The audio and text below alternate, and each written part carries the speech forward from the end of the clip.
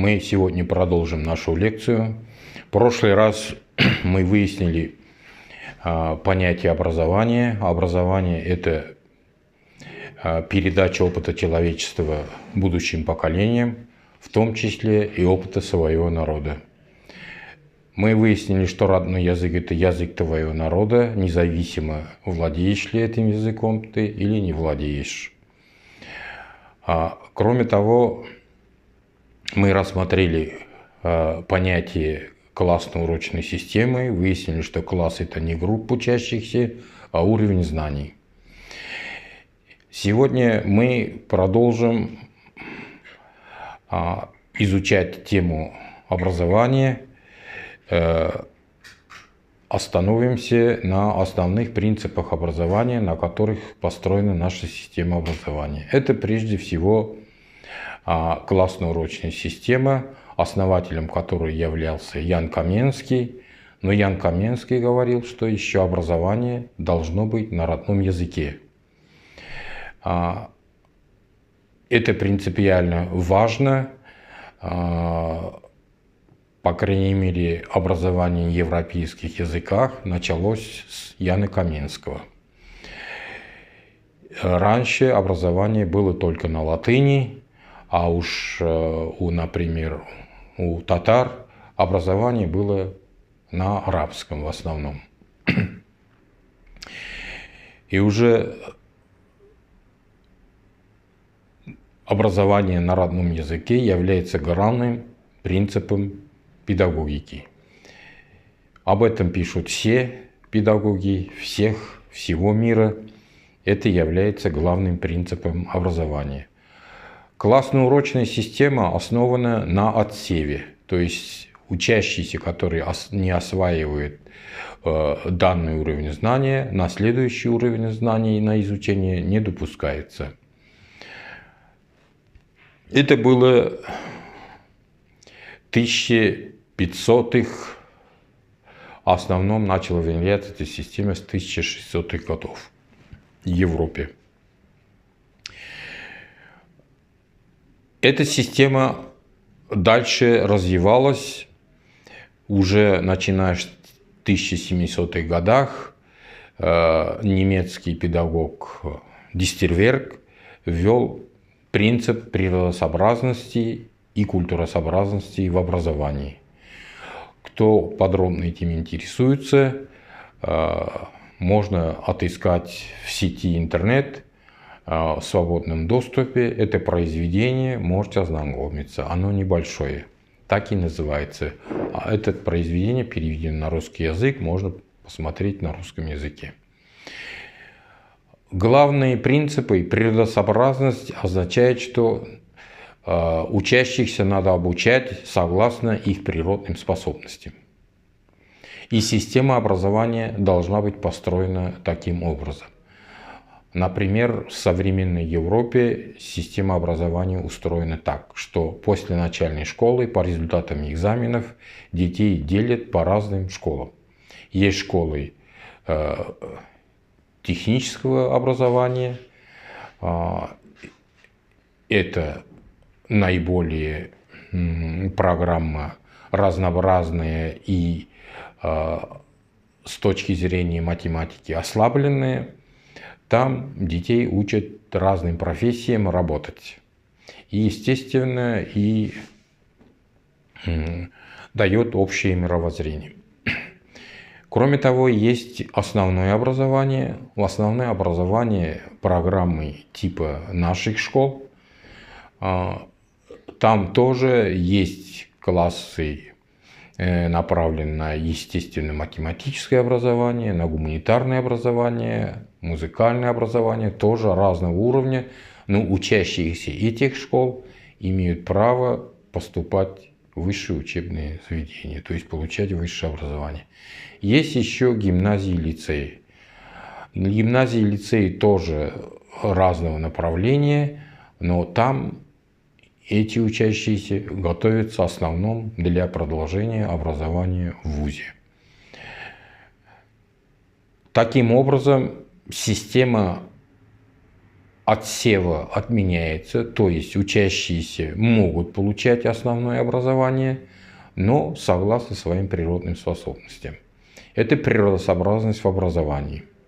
И Дистерверг сумел построить такую систему образования, и Германия в настоящее время является в результате процветающей страной, потому что каждый человек может полностью реализовать себя согласно своим природным способностям.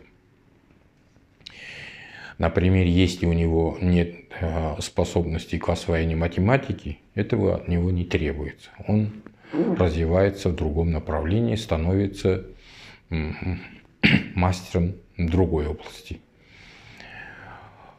Что касается культуросообразности, Дистерверг пишет, что воспитывать детей в какой-то чужой среде или абстрактной среде является неэффективной. В результате люди будут получаться невоспитанными, оторванные от своей культуры, и поэтому он говорит, что дети должны воспитываться в системе образования на основании культуры своего народа. Он пишет, что каждый народ обладает своей особенностью, и соответственно особенностями этими должна быть построена система образования. Он пишет, более того, педагоги должны не только владеть языком народа, детей, чьи учатся в системе образования, он должен быть представителем культуры этого народа. На этой системе и построена система образования в основном в мире. Если это сравнить с нашей страной, к сожалению, мы на уровень Дистерверга не смогли подняться. Более того, мы даже классную урочную систему смогли как-то обойти. Например, до классной урочной системы все учащиеся сидели 10 лет в школе. Кто-то осваивал одну книгу, кто-то 10 книг, но считал, что все обучались 10 лет. И Ян Каменский говорил, что эта система неэффективна. И главный принцип классной урочной системы – отсев. В нашей стране он сейчас отменен. Сейчас двойки ставить нельзя. Все учатся на 3 и 5. Теперь уже с требованием повышения качества образования тройки тоже не очень хорошо ставят учителя. Сейчас система образования двухбальная у нас в основном. Учатся на 4 и 5. И несмотря на освоение программы, не освоение программы, все получают среднее образование, основное уж 100%. И среднее образование все получают, то есть документ такой им выдается независимо от качества образования. Естественно, отсутствие объективности в оценке знаний и неучет природных способностей детей приводит к всеобщему снижению уровня образования населения и вообще страны вообще. Правда, это было не всегда. Это началось с 1965 года, когда наша страна решила осваивать обязательное основное образование. В связи с этим мы рассмотрим понятие бесплатного обязательного образования. Это понятие было введено в 1700-х годах. Впервые в Англии было введено бесплатное обязательное начальное образование. То есть все были обязаны учиться в школе, начальных классах и получить по программе начального образования обучение. Оно было бесплатное. Что это означает? Бесплатность образования. Естественно, учителя получали зарплату, для этого нужны были средства, школы надо было содержать, для этого их надо было строить, готовить педагогов, все эти нужны средства. Эти средства обеспечивались налогами населения.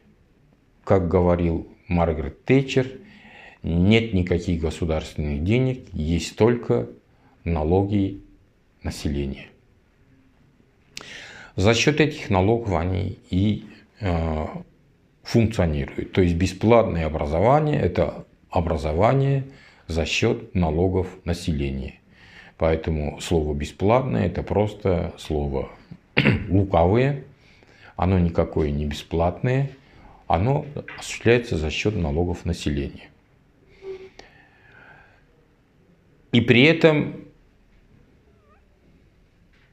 я хочу остановиться на преподавании родных языков. Родные языки у нас в условиях бесплатного обязательного образования является добровольным. Почему же не сделать все предметы образования добровольными? Пусть учатся только те, которые хотят, как с родным языком, и изучают только те предметы, которые они хотят. Почему же государства на это не идут? Дело в том, что с образованным населением можно легче работать правительством и государством. Этот народ становится более послушным, более дисциплинированным, потому что система образования еще и дисциплинирует.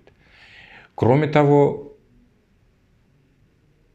при условии добровольности изучения родных языков, в условиях обязательного образования, естественно, образование это осуществляется на каком-то языке. В нашей стране оно обязательно осуществляется на русском языке. На родных языках можно учиться только при желании и, как в законе написано, только при наличии условий в системе образования. Естественно, это обязательное образование, бесплатное образование за счет налогов населения позволяет успешно осуществлять ассимиляцию народов. То есть их дети будут не забывать язык своего народа, традиции своего народа и историю не будут знать. Вот что означает система обязательного бесплатного образования. То есть налоги платят все, но образование уже обязательное производится только на определенном языке. Кроме того, это было начальное обязательное образование. В Англии спустя 50 лет только перешли на обязательное основное образование. Основными противниками этой системы были педагоги. Почему? Потому что очень трудно обучать людей, которые, во-первых, не хотят, во-вторых, не имеют на это способностей. И сумели ввести обязательное бесплатное основное образование только при условии, когда поделили это обязательное образование на разные уровни. На профессиональное образование, на основное образование и гимназическое образование. В нашей стране обязательное образование бесплатное было введено после Октябрьской революции. Одним из первых декретов было введение бесплатного обязательного начального образования на родном языке. Я подчеркиваю, впервые было введено обязательное образование на родном языке. И это продолжалось до 1934 года. Только в 1934 году ввели принцип возможности выбора языка обучения. Оно кажется, на первый взгляд, очень демократичным. Очень демократичным выглядит принцип добровольного изучения родных языков. Но на самом деле этот добровольный принцип приводит к всеобщей безграмотности на родных языках народов Российской Федерации. Например, на примере могу сказать татар, которые, в общем-то, имеют довольно развитую систему образования в Российской Федерации. В регионах Российской Федерации, кроме Республики Татарстан, только 7% детей в среднем татар изучают свой родной язык в каком-то объеме. Это уже цифра критическая, и более того, этот процент охвата начинает из года в год уменьшаться, так как в регионах Российской Федерации подготовка учителей родных языков прекращена. Республика Татарстан еще в каком-то, и Республика Башкортостан в каком-то объеме готовятся учителя родных языков. Это касается принципа бесплатности и обязательности образования. Обязательное образование, бесплатное образование – это требование ООН, это международные требования, и оно реализовано в настоящее время во всем мире. И почти во всем мире сейчас обязательное образование среднее. Наша страна, начиная с 1965 года, тоже начала переходить на обязательное основное образование. Но этот переход осуществлялся, скажем так, насильственным путем, потому что программы образования были единые. А наша страна, к сожалению, не смогла еще реализовать принципы природосообразности, культуросообразности в образовании, то есть не ввела разноуровневые программы основного и среднего образования. Почему же это происходит? Дело в том, что наша страна еще в образовании процветает лысенковщина. Они никак не могут признавать генетику. Генетика действует не только в системе растений, в человеческом обществе тоже. Способности человека передаются по наследству, и они у разных людей разные. И передается это случайным образом. Не просто так человек не копируется, так человечество устроено, это, видимо, принцип развития.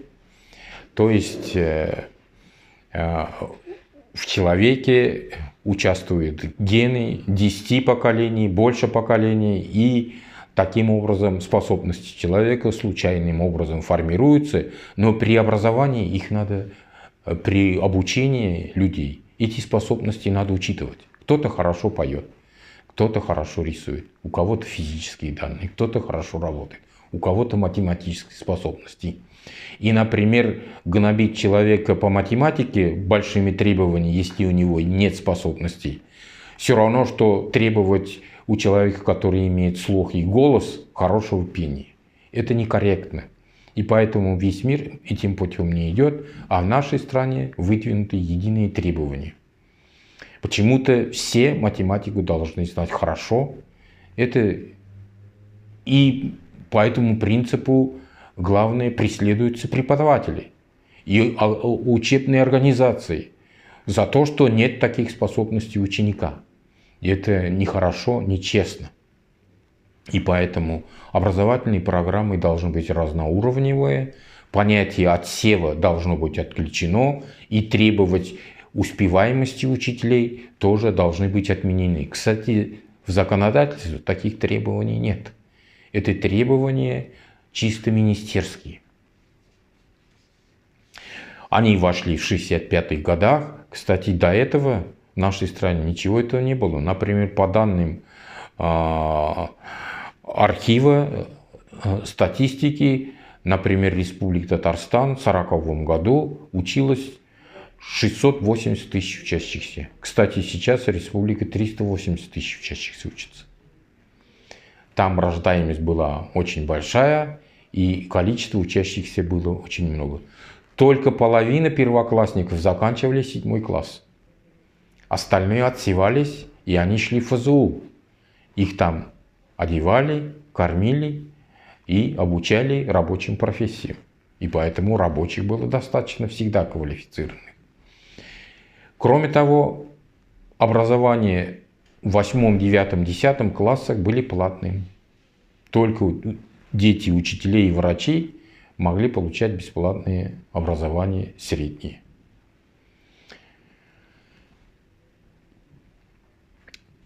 На это количество учащихся было всего 300 средних школ в республике. 150 в городах, 150 в деревнях. Теперь в одной Казани около 180 средних школ только. А вообще в республике их более 1000. Это говорит о качестве образования.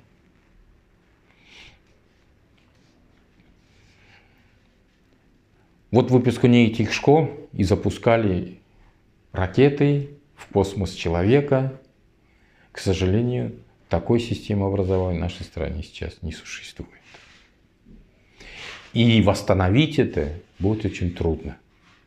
Очень трудно.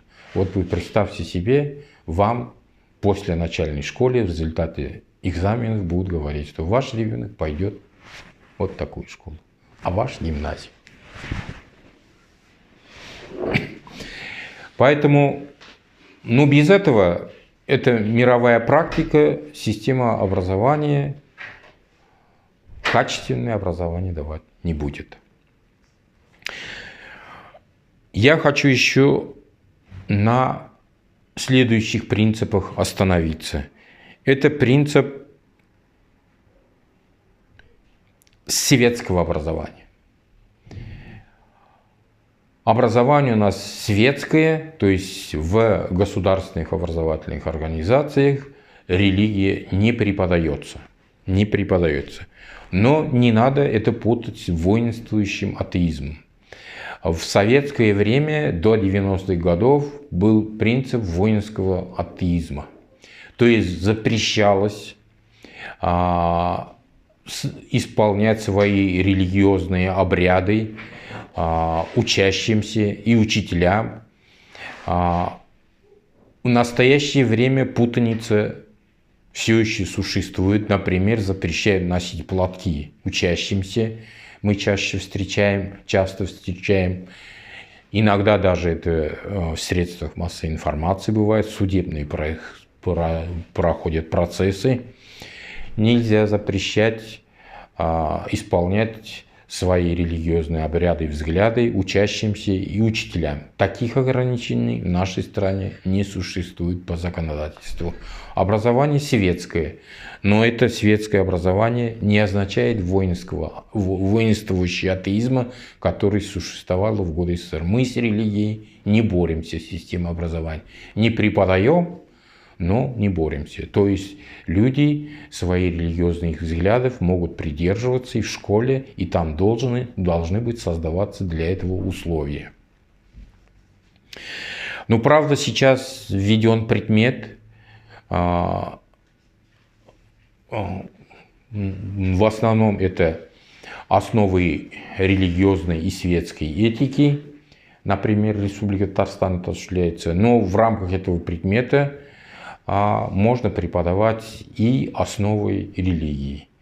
Предполагается по программе православие, ислам, иудаизм и еще из восточных религий. Это по выбору родителей. Но на практике, в общем-то, в основном все преподают ОРГСе. Например, я знаю, Чечня, республика, там преподается основы ислама.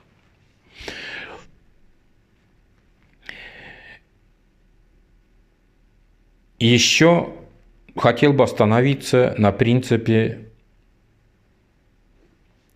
свободного выбора родного языка. Я уже немножко говорил на эту тему. Принцип свободного выбора родного языка – это лукавый принцип. Я называю его псевдодемократическим, потому что родной язык является основным элементом образования. Например, федеральные государственные стандарты, принятые, которые внедряются начиная с 2012 года, основаны на образовательных компетенциях. Эти образовательные компетенции приняты Советом Европы в 2005 году и рекомендованы для универсализации образования по всей системе Евросовета. Кстати, наша страна Россия тоже входит в Евросовет и тоже эти компетенции образовательные внедряет. Вот в этих образовательных компетенциях компетенция по родному языку является главной образовательной компетенцией. То есть без экзаменов по родному языку документ об образовании не выдается.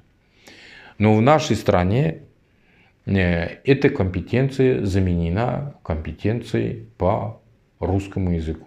По родному языку экзаменов нет. Эти экзамены, результаты экзаменов нигде не учитываются.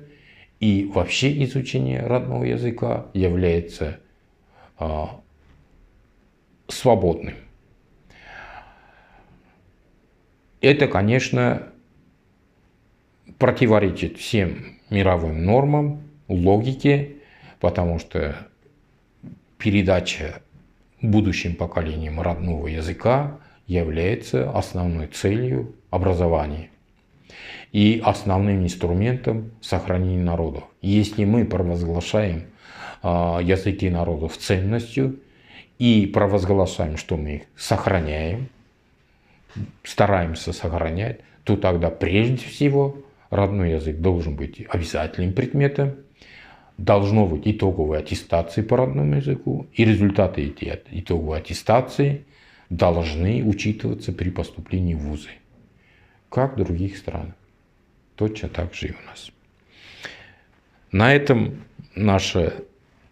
эта часть лекции завершается. На следующей лекции мы рассмотрим законодательство России в области образования в разных этапах развития, включая и период СССР.